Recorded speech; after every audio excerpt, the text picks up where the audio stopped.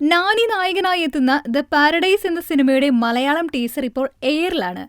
എന്താണ് കാര്യമെന്നാൽ ടീസറിലെ ഒരു രംഗത്തില് നാനിയുടെ പച്ച കുത്തിയ കൈ കാണിക്കുന്നുണ്ട്.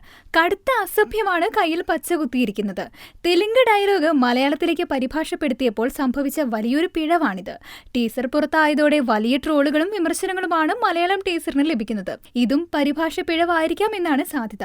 നാനിയെ നായകനാക്കി ശ്രീകാന്ത് ഒഡേല സംവിധാനം ചെയ്യുന്ന ചിത്രമാണ് പാരഡൈസ്. മലയാളം കൂടാതെ കന്നഡ, ഹിന്ദി, തമിഴ്, ഇംഗ്ലീഷ്, സ്പാനിഷ്, ബംഗാളി ഭാഷകളിലുള്ള മൊഴിമാറ്റ ടീസറുകൾ അണിയറ പ്രവർത്തകർ പുറത്തുവിട്ടിട്ടുണ്ട്. ചിത്രത്തിൽ തിരസ്കരിക്കപ്പെട്ട ഒരു കൂട്ടം ആളുകളെ ഒരുമിപ്പിക്കുന്ന നേതാവിന്റെ കഥയാണ് ചിത്രം പറയുന്നത്.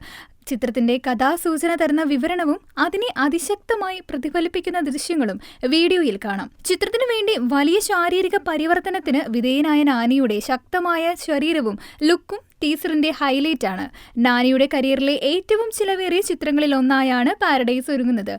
ചിത്രത്തിലെ ബാക്കിയുള്ള അഭിനേതാക്കളെയും അണിയറ പ്രവർത്തകരെയും കുറിച്ചുള്ള വിവരങ്ങൾ വൈകാതെ പുറത്തുവരുമെന്നാണ് അറിയാൻ കഴിഞ്ഞിട്ടുള്ളത്.